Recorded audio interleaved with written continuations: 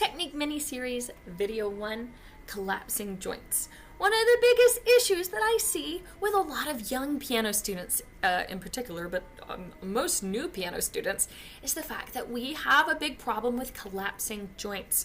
What does that mean? Well, I have striped my finger here so you can see some of the different joints in my hand. Hopefully this green is showing up well for you. But you'll notice that right here, I have joint number 1. All right, oops, that's this one right here. Now, when we play piano, the other two joints don't tend to have issues as much, although some people do. But the biggest issue I see in a lot of students is when they're playing the piano. Here's my piano, this Play-Doh. Their finger, instead of tapping on the tip of their finger with this nice, strong, rounded shape, instead, their finger joint collapses like this. And you see, when I have this collapsed joint, what's happening is that this joint right here is, instead of being strong, it's mushing, it's collapsing, it's bending inward. And we don't want that. And then the question is, but why, Miss Macy? Why does it make a difference? And the answer is, first of all, thank you for asking that question. You should always ask why. It's because if you've ever walked through really deep, like snow or mud or the really, the fluffy sand at the beach when you first get there and you start walking down towards the water, you know that it's kind of hard to walk through those kinds of materials because every time your foot takes a step, it kind of sinks down in. And then you have to lift it back out, and then it sinks in again. And it makes walking a lot harder. And what we don't want is we don't want to make playing the piano a lot harder for you than it needs to be. I mean, there are some things that are difficult, but if we allow our joints to collapse like that, then your fingers are having to do twice as much work. If we're able to teach our fingers to stand up tall and tap, tap, tap on the tip, tip, tip, that's going to help us out a lot. So if you've got some Play-Doh at home, then you can do this yourself. You can roll out a flat pancake of Play-Doh and practice the spider walk. And you see how my spider is walking on his tippy toes. And that's what we're looking for. Then you want to try to transfer that onto the piano. Sometimes I say, pretend like the piano has an itchy nose. You know when you have an itchy nose, you don't scratch your nose like this, right? That'd be kind of weird. But instead, you scratch like this. Oh, my nose is so itchy. Oh. Here, can you scratch my nose for me? Just kidding. Pretend like the piano has an itchy nose. Do you see my hand right here? I could use the overhead camera, but you won't be able to see it as well. I'm going to scratch, scratch, scratch, scratch, scratch, scratch. Instead of collapsing my joint, which I'm not sure if you'll be able to see that really well. Let's bring this in a little bit closer. So we don't want to have that joint bend or collapse, but instead we scratch, scratch, scratch, scratch, scratch, scratch, scratch, scratch, scratch, scratch, scratch, scratch. And you can try this with all of your fingers. Now the only one that is a little bit different is the thumb, because the thumb does not play on its tippy tip. That would be really weird, and it would result in us having this octopus wrist, which is no good. The thumb does just lay down on its side, and that's totally okay. All right, now the only other exercise that I recommend for, actually I have two more exercises that are really fun for helping your joints to be nice and strong.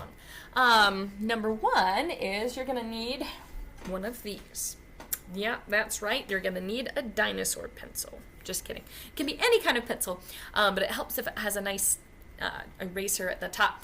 Now for this exercise, you're gonna hold the pencil in one hand like this, like a nice fist. With your other hand, you're going to come in,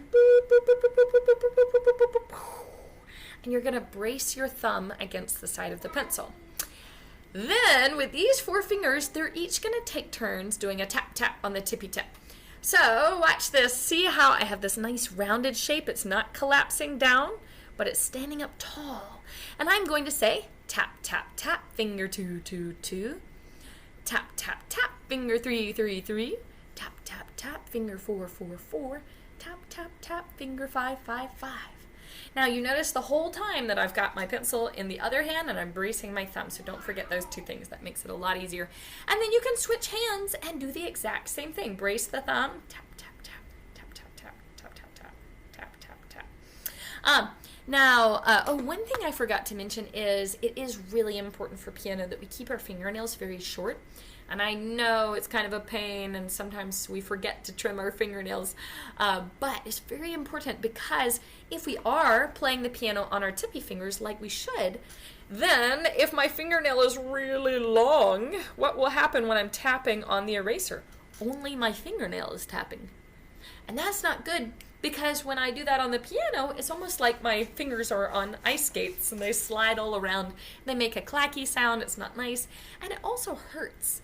If I'm playing only on my fingernails, it presses on your fingernails and it feels very uncomfortable. And so to compensate, if your fingernails are long, a lot of people will flatten their fingers, but we don't want to flatten our fingers, right? We want strong, rounded joints just like this. All right, now my last exercise is called owl goggles. All right, are you ready? We're going to put on our owl goggles.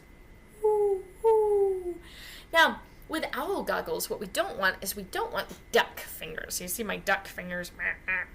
Because the duck fingers, again, we've got that collapsing joint. And also, too, I can't see out of my duck fingers very well. My goggles are too skinny, I can't see.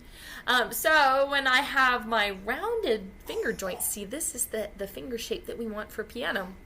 Then I can make my owl goggles. Woo. Now, can I make owl goggles with any of my fingers? Yes, I can, and I will.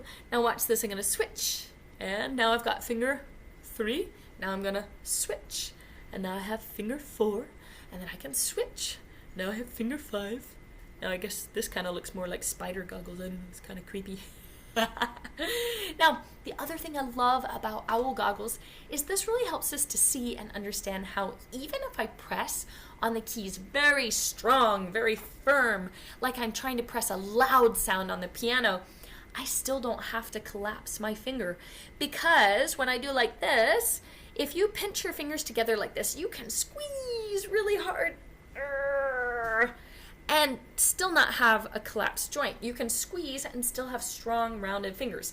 And this helps us to feel that when I play on the piano, I don't have to collapse the joint in order to press very firmly. All right, so I think that covers all of the anti-collapsing technique building ideas that I have. Stay tuned for more episodes of mini technique series.